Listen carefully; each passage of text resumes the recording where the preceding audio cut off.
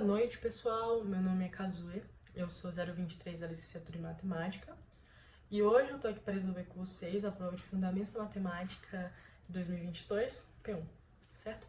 Primeira questão, que tá com qualidade ótima, fala verdadeiro ou falso: todo número primo maior do que 3 é vizinho de um múltiplo de 6. Tá. Então, tem várias formas de se resolver essa questão, eu acho. Mas eu vou optar por uma que foi mais intuitiva pra mim, né? Porque eu comecei a mexer com essas coisas de divisores e múltiplos de 6, porque foi uma coisa que eu intuí.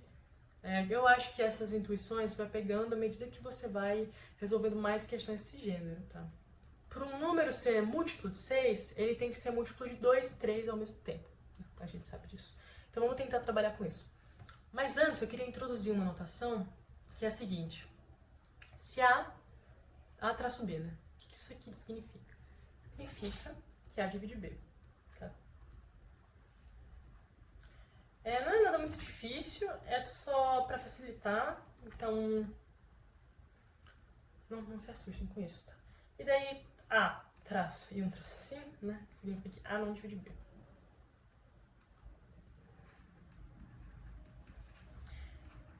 Então, um exemplo dessa notação. Por exemplo, 3 divide 6. Tá? Então a gente pode escrever assim, que 3 vezes 2 é 6. 2 divide 4, tá? Mais 2 não divide 5. Então a gente pode escrever assim, tá?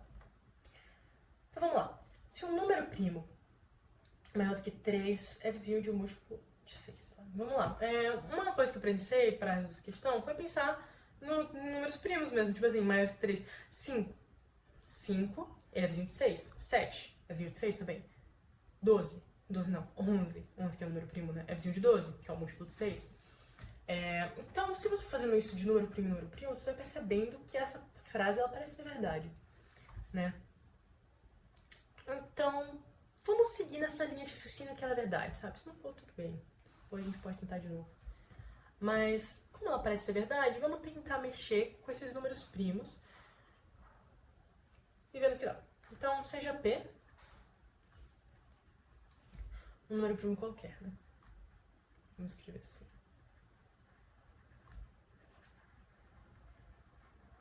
Qualquer.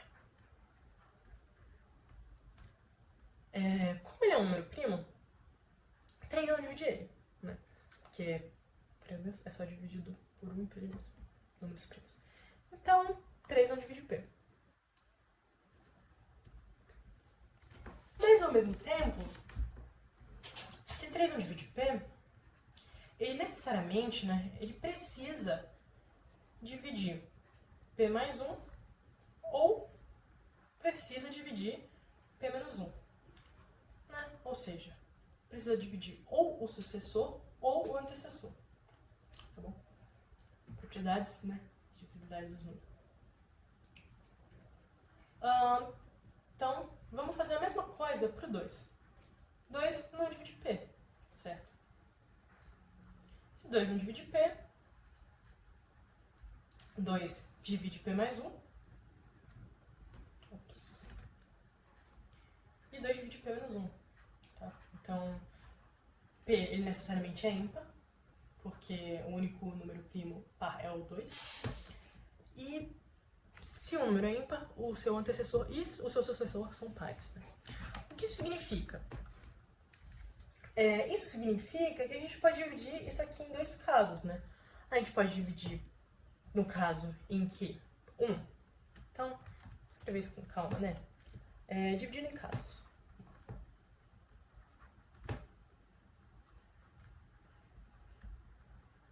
Dividido em casos. Caso 1. Caso 1, a gente vai... esse aqui. Então, 3 divide P mais 1. Vou escrever aqui. Como que eu desço essa tela? Será que eu consigo? Eu vou escrever aqui do lado. E segundo caso, eu ainda vou aprender a usar esse quadro. Tô aprendendo, tá bom? Talvez lá pro final da prova eu já saiba. Olha só que lindo. Segundo caso, que 3 divide P menos 1, mas vamos primeiro tratar do primeiro caso antes de fazer o segundo caso. Bem, se 3 divide P mais 1, necessariamente 2 divide P mais 1 e também 2 divide P menos 1, né? Porque isso aqui já acontece de qualquer forma, essas duas situações acontecem de qualquer forma. Essas duas opções, elas são casos separados, né? Ou isso acontece, elas são exclusivas.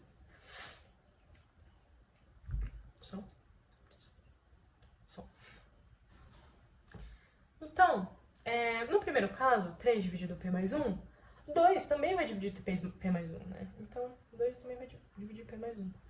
E o que isso implica pra gente, né? O que isso nos fala? Se 3 divide P mais 1 e 2 divide P mais 1, 6 divide P mais 1, que é justamente o critério de divisibilidade do 6. Então, a gente chegou que o primo, né? Qualquer número primo, porque a gente falou seja P um número primo qualquer, é vizinho de um múltiplo de 6. Certo? Mas a gente fez isso só pro caso em que 3 divide P mais 1. Agora vamos fazer pro caso que 3 divide P menos 1. Mas vocês já sabem, né, que é bem óbvio, é exatamente do jeito que a gente fez o outro. Por quê? Se 3 divide P menos 1, 2 divide P menos 1. E ao mesmo tempo também que 2 divide P mais 1, mas isso aqui não vai nos ajudar em nada nesse argumento. Tá? E daí isso implica que 6 divide P menos 1. Opa. Que é exatamente onde a gente queria chegar. Então eu vou colocar esse quadradinho aqui, né, de como queríamos demonstrar. Então essa frase, essa afirmação é verdadeira. Mas vocês entenderam, né, que só dando uma revisada aqui, a gente pegou o número 1 qualquer, a gente meio que tratou sobre os casos de divisibilidade, de 3, né? E necessariamente, ou 3 vai dividir o antecessor ou o sucessor de P. E daí, 2 vai dividir necessariamente ambos, né? Tanto o antecessor quanto o sucessor. E daí a gente tem esses dois casos. Em qualquer um desses dois casos, esse número P, ele é vizinho de um número que é múltiplo de 6. Certo? Então, questão legal aí. E é isso. Oi, pessoal. Voltando aqui para Fundamentos da Matemática, prova de 2022, questão 2. Ela diz, considere um número real positivo A maior que zero, então que A ao quadrado mais 1 sobre A ao quadrado é igual a 7. Mostre que A ao cubo mais 1 sobre A ao cubo é inteiro. Bem, uma coisa que dá muita vontade de fazer, eu acho que facilita muito a nossa vida, se esse A mais 1 sobre A fosse elevado ao quadrado, né? Tudo. Mas não é, né? Aí só tem o valor de A ao quadrado mais 1 sobre A ao quadrado. E também, exatamente, seria muito mais fácil se esse valor aqui, ao invés de fosse tirar esse 3 lá e deixar o 3 aqui. A questão ficaria muito mais fácil. Então, meio que dá vontade da gente descobrir esse valor. Então, vamos lá. Será que a gente consegue o valor dessa expressão aqui?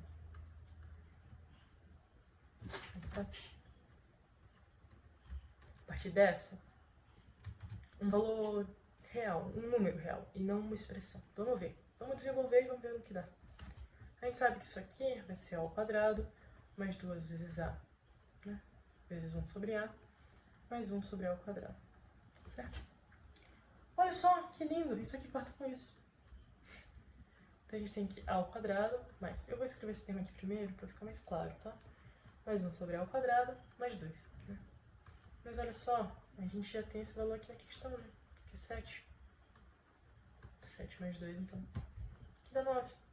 Que mágico, né? Então, a gente vai conseguir calcular o valor disso, né? Se isso aqui é ao quadrado, a gente vai tirar a raiz de ambos os lados. A gente tira a raiz desse lado e a raiz desse lado aqui. Vai ficar a raiz de 9. Né? Mas isso aqui não vai ser mais ou menos 3, né? Por quê? Porque é positivo. Então, vai ter um valor único, né? A raiz de 9 vai ser igual a 3 só. Porque não tem como essa expressão aqui dar um valor negativo. Então... Deixa eu ver se não falei besteira. Não falei besteira. Agora, a gente vai mostrar...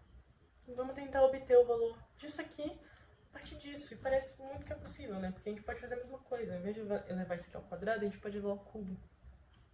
E parece muito que eu tô, tipo, chutando essas expressões do nada. Mas é aquilo, né? Depois que você vê esse tipo de expressão, né? Em várias questões, você meio que usa esse argumento, sabe? Então, é um argumento útil de ter vou pegar a expressão original sem elevador ao quadrado, né? Sem as incógnitas elevador ao quadrado. E vou tentar trabalhar com ela pra ver onde eu chego. Bem, não sei se vocês sabem isso decorado, né? Essa expressão aqui decorada, é o valor dela aberta. Eu não sei, então vou fazer do jeito mais raiz. Assim, né? Eu sei que a mais 1 sobre a elevado ao cubo é a mesma coisa de a mais 1 sobre a ao quadrado vezes a mais 1 sobre a. Tá? Mas, olha só que interessante, a gente já tem esse valor aqui, né? Quem descobriu que é 9, e também já tem esse valor, quem descobriu que é 3. Então a gente vai ter que isso aqui vai ser igual a 9 vezes 3, que é 27. Então a gente mostrou que essa expressão... Não mostramos ainda, calma aí. Ele não quer essa expressão, ele quer essa aqui. Mas a gente tá perto, Por quê? Porque a gente sabe que essa expressão é 27, né? E tem uma forma da gente expandir ela, né? Porque aqui eu não expandi, mas a gente pode resolver essa conta. E talvez apareça um termo aqui desse no meio, não sabemos, né? Então vamos escrever isso aqui de outra forma.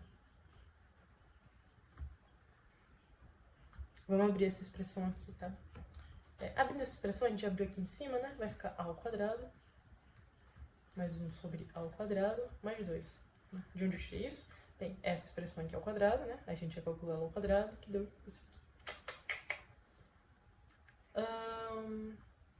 Mas a gente pega isso aqui e multiplica por a mais 1 sobre a. Né? Pra dar esse valor aqui, que a gente já sabe que é 27. Agora, vamos mudar a cor ou não? Essa mulher monocromática. A ao quadrado vezes a vai dar a ao cubo. A ao quadrado vezes 1 sobre a vai dar 1 sobre a. Vai dar só a na frente. Não sei mais multiplicar. 1 sobre a ao quadrado vezes a vai dar 1 sobre a. E 1 sobre a ao quadrado vezes 1 sobre a, isso aqui, vai dar 1 sobre a ao cubo. Isso aqui, 2a. E isso aqui, 2 sobre a. Olha que lindo. Então a gente pode escrever isso aqui. Perceba, né, que a gente tem aquela expressão que ele pede no enunciado, né, que é exatamente a ao cubo mais 1 sobre a ao cubo. Olha que lindo. E aí, gente, o que sobrou, né? Bem, a gente pode pegar esse termo aqui, 1 sobre a, somar com isso aqui, 2 sobre a. Tá ficando meio desorganizado, né? Vamos descer um pouquinho. Meu Deus, onde tá o negócio de descer? Eu ainda não... desceu. Eu ainda não aprendi a mexer nesse quadro. Onde eu tava? Tá, somar. Então, 1 sobre a mais 2 sobre a vai dar 3 sobre a. Vou escrever isso aqui mais pra baixo, né? Pra ficar mais organizado. Deixa eu baixo. Tá. Então, vamos de novo. A ao cubo mais 1 sobre a ao cubo. A gente soma aquele que tem a embaixo, né, na fração.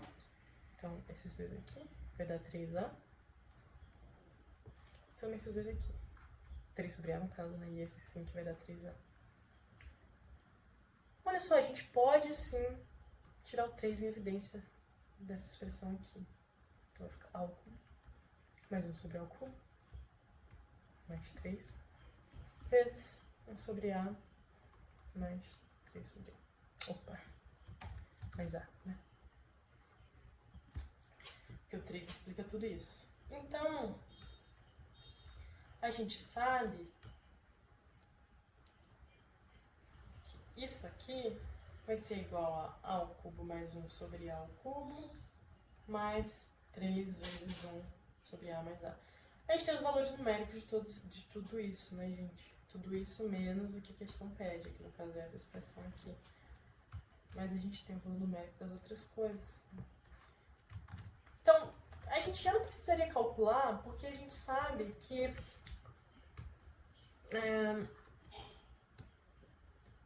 isso aqui dá um número inteiro, né? que a gente viu, dá 27. Isso aqui dá 27. A gente sabe também que esse valor aqui também dá um número inteiro, né? Que é 3. Só por aí a gente nem precisaria fazer a conta, né? A gente pode simplesmente dizer que a soma e subtração de números inteiros dá um número inteiro, né? Mas dependendo do seu professor, ele pode ser um pouco mais carrasco ou não. Falar que ele não provou isso, você tem que provar na prova. Não que seja difícil provar isso. Mas enfim, geralmente essas disciplinas de demonstração, né? Nunca se sabe, né?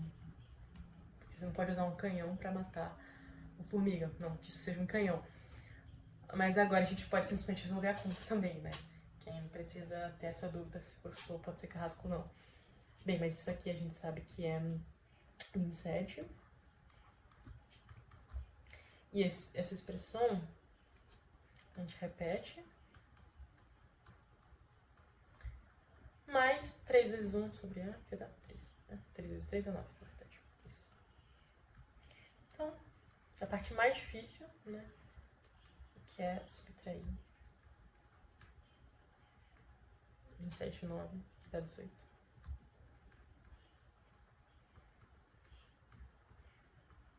É isso aí, desse jeito que a gente provou que isso aqui, essa expressão dá um valor inteiro. A gente até obteve esse valor, que dá 18, mas você podia ter usado esse argumento que eu usei no final, né? Que geralmente é um argumento que se usa, não que se usa, mas que poderia ser usado se a gente não conseguisse o valor numérico. Mas é isso, pessoal. Vamos para a próxima questão. Oi, pessoal. Agora a gente vai resolver a questão 3 da prova de fundamentos da RIFO, né? P1. Então, vamos lá. Dados A e B, números reais e N número natural, determine quais das seguintes sentenças são verdadeiras e quais são falsas. Em cada item falso, indique um contra-exemplo para a afirmação e sugira uma correção que poderia ser feita para que ela fique verdadeira. Então a gente não precisa provar as que são verdadeiras, né? Olha só. É uma coisa boa. Mas enfim, meus trabalhos. Vamos começar pela letra A elevado a N, B elevado a N, igual a AB elevado a N. Essa aqui é a verdadeira, né? É uma propriedade, então a gente precisa provar. As propriedades precisam ser provadas, né? Mas a questão não está pedindo. Letra B. A elevado a menos N igual a menos A elevado a N. Tá? Isso aqui é falso, né? A elevado a menos N, na verdade a gente pode escrever como A 1 sobre A elevado a N. Tá? E uma sugestão, agora um contra-exemplo. Um contra-exemplo é a gente falar que A igual a 2 e N igual a 1, tá? Porque o lado esquerdo da equação vai ficar 2 elevado a menos 1, né? Que vai dar 0,5. E o lado direito da equação vai ficar 1 sobre A elevado a N. Opa, calma, escrevi errado. O lado direito da equação vai ficar menos A elevado a N, que vai ser menos 2 elevado a 1. Que é menos 2. Então, tá aí o contra-exemplo. Vamos ver se fiz tudo. Um contra-exemplo, uma nova correção, para que ela fique verdadeira.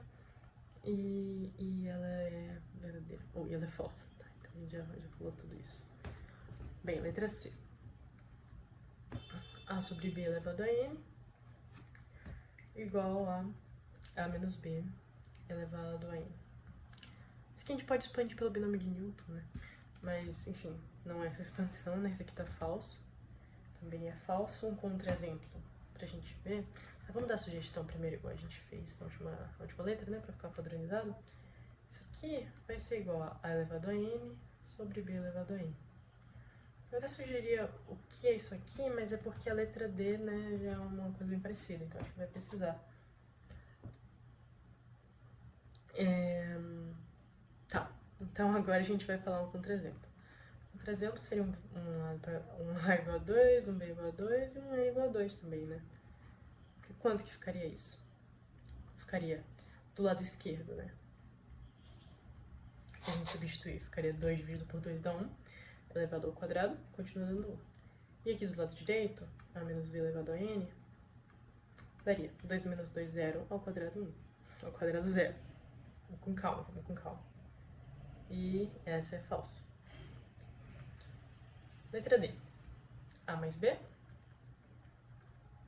elevado a n igual a A elevado a n mais B elevado a n. A gente pode, né, ver com um caso muito simples, que é n ao cubo. Já é um bom contra-exemplo. A gente nem precisa ir longe, né? N igual a 2, a gente tem que vai ser A ao quadrado mais 2 vezes AB mais B ao quadrado, né? Então, o contra-exemplo é esse, né? Então, N igual a 2. E uma boa forma de sugerir para que essa expressão seja verdadeira é simplesmente expandir isso aqui, né? Que vai dar o somatório, isso aqui é uma fórmula, tá, gente? Somatório de I de 0 até N, né? De I tomado N tomado I vezes, de A elevado a N menos I, vezes B elevado a I. Tá bom? Então essa aqui é falsa também. E por último, letra E, que diz que A elevado a N menos N, A elevado a N e tudo elevado a menos N vai ser igual a A elevado a 0, né? Isso aqui é falsa também, gente. Então vamos para o contra-exemplo. A igual a 2. Estamos viciados nessa, né? E N igual a 1. 2 elevado a 1 vai ser 2. 2 elevado a menos 1 vai ser 1 sobre 2. Então,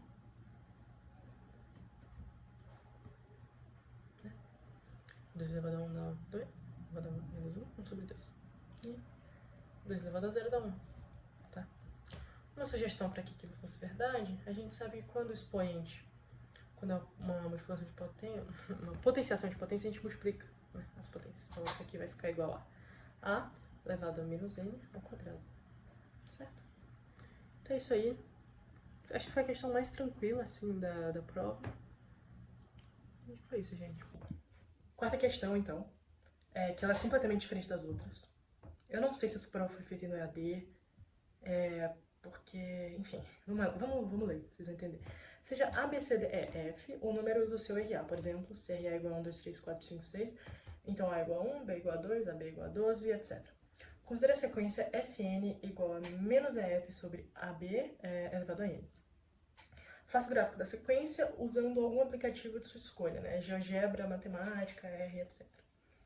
Letra B, analise o comportamento assintótico de sua sequência, crescente, decrescente, limitado ou não, convergente ou não. Observação, se AB é igual a 0, 0 ou EF igual a 0, 0, troque-o por 1. Tá? Então, é por isso que eu tava dizendo que eu não sei se essa questão foi feita presencialmente, né? Porque levaram o notebook pra lá? Não sei. Mas, enfim, eu vou mostrar pra vocês o gráfico que eu fiz, o código que eu escrevi, na verdade, pra rodar o gráfico. Então, esse aqui é o código. Primeiro, eu defini as constantes, né? Eu usei o RA que ele deu no exemplo, né? Que vai de 1 a 6. Então, A foi 1, B foi 2, E foi 5 e F foi 6. Essa linha aqui do código é basicamente a sequência, a fórmula da sequência que ele dá. E esses dois é um pouco interessante, eu acho, porque eu acho que o último código que eu fiz, ele tava multiplicando os valores, né? Então, quando a questão ela fala EF, ela não tá querendo que eu pegue o 5 e multiplique o 6, né? Pra ficar 30. Ela quer que eu junte os números pra ficar 56. Então, essas duas linhas aqui, elas basicamente concatenam esses valores, né? Que é o que concatenar é juntar. Então, ele corrige isso, né? Porque antes estava 56, estava 5 vezes 6 dividido por 1 vezes 2, né? Agora é 30 dividido por 2, que dá 15. Mas agora tá 56 dividido por 12. Então, basicamente essas duas linhas, elas fazem isso. Essas três últimas linhas, elas plotam um gráfico. Eu acho que, daí aqui, plot range, né? É o valor do eixo x, que vai de 0 a 20, e o valor do eixo y, que vai de menos 10 elevado a 10 até 10 elevado a 10. Vou rodar o gráfico aqui pra vocês verem. Então fica mais ou menos assim. Eu peguei de uma distância grande, né? O eixo y grande, então você não consegue entender muito bem o que tá acontecendo aqui no início, né?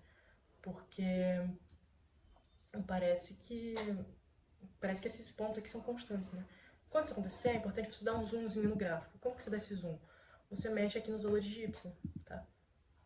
Então, vou mexer aqui, vou colocar menos 10 elevado a 3. Né? 10 elevado a 3. Vamos fazer isso aqui. E perceba que de 0 a tipo 13, né? 0 a 14, tá parecendo que essas coisas estão constantes. Então, vamos rodar de novo. E aí, agora, né? de 0 a o que era 13, você já nem consegue mais ver no gráfico, né?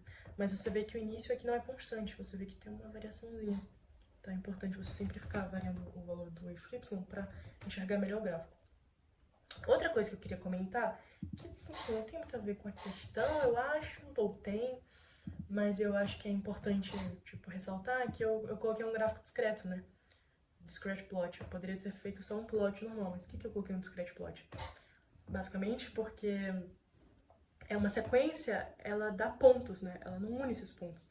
Tipo, você vai, é um SN, né? Então, SN vai sendo só valores naturais. Então, vai sendo 1, 2, 3, 4, 5. E daí você vai tendo pontos, você não vai juntando esses pontos. Enfim, uma coisa discreta, né? Basicamente isso que eu queria falar sobre o código.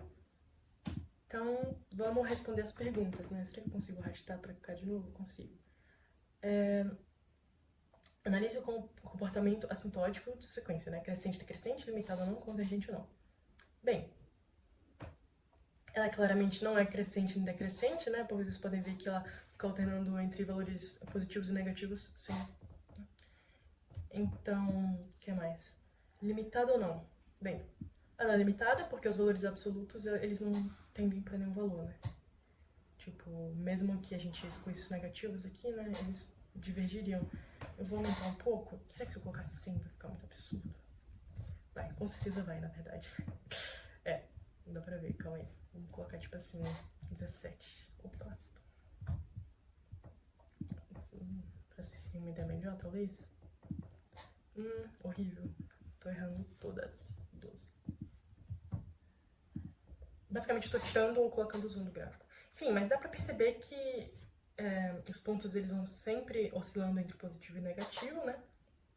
Porque essa razão aqui é uma razão negativa e esse valor aqui pode ser impar. Se for par, ele é positivo, né?